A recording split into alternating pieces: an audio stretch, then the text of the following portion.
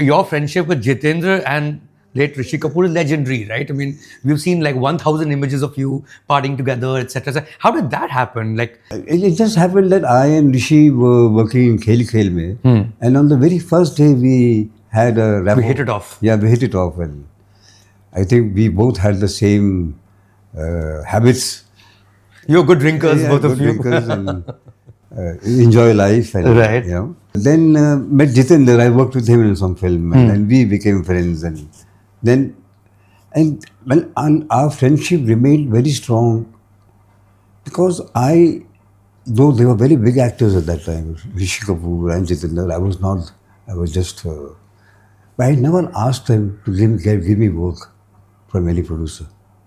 They could have told any producer that Kabir Rakesh Roshan will लो इस picture के लिए, but I never asked them, and that's why our friendship was very very strong. And we never spoke about films when we met. We used to talk about other things. Where did you guys hang out? Sun and Sand? No, mostly at Jitendra's house, Okay. or Rishi Kapoor's house, or my house. You know, anywhere. I don't know why I think of Sun and Sand Hotel in Juhu as the epicenter of Bollywood in the 70s, 80s, even leading up to the 90s, right? I think Rajnikant had a place there, Devanand had a house there, a room there, Rajkumar had a room there. Yeah. Was that true? Was that really the... Yes, it was. That was the only hotel over there, that time. Holiday Inn and Sun and Sand. The Sun and Sand was very, very popular. And so all parties and my engagement was there in Sun and Sand. Did you have a room there? No, I didn't. You didn't have a permanent room there? No. I couldn't afford. It's interesting you say this, that, these were big actors, but I wasn't. And you say that in the Roshans as well.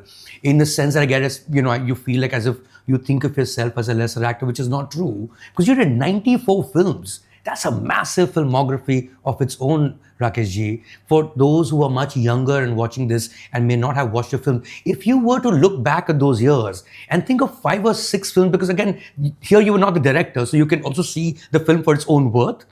Which of those 4 or 5 films that you say, yaar, those movies were good? Whether or not they did huge things for you personally, but you enjoyed those films, either the making of them or the watching of it. I enjoyed working in every film. The only thing was that, those films never took me ahead. Other actors who used to work with me, they used to move ahead. But I never moved ahead. I was appreciated a lot in Khel Khel mein. I was appreciated a lot in Khoobsurat. I was appreciated a lot in Khatta Meetha. So there are many films, Dhanwan, and then Aankhon Aankhon mein, and then many films. But all these 94 films you're saying, yeah, according to IMDb, out of which I think 70 films I must have got because of my phone calls to them. Okay, please take me, please take me. So it was, I couldn't reach where I wanted to. Where work would come to you. Yeah, you had to constantly seek work. Yeah. So then I thought that I call up the producers, why don't I become a producer myself? Yeah. It's interesting, Rakesh ji, if we look at the top Bollywood stars of our times right now, current ones, and who've been current because they've been current for many, many decades now. Like say Amitabh Bachchan. Amitabh Bachchan, if I'm not mistaken, his mother was an actor. She used to do stage at some point. Shah Rukh Khan, if I'm not mistaken, his father auditioned for Mughal-e-Azam. There is Salman Khan, whose father wanted to be a movie star and then became a screenwriter.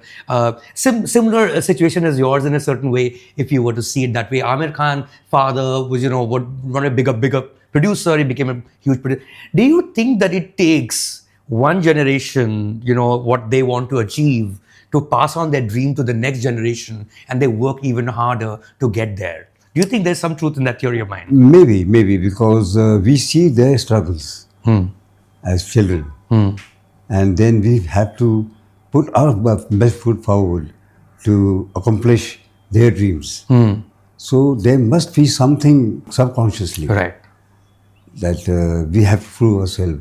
For me, when my father expired, I was 17, so my father didn't have a factory that I could, carry on with the factory. It was a dark tunnel for me. I didn't know what to do. Subscribe to Midday India. Get direct notifications on all our videos by clicking on the bell icon.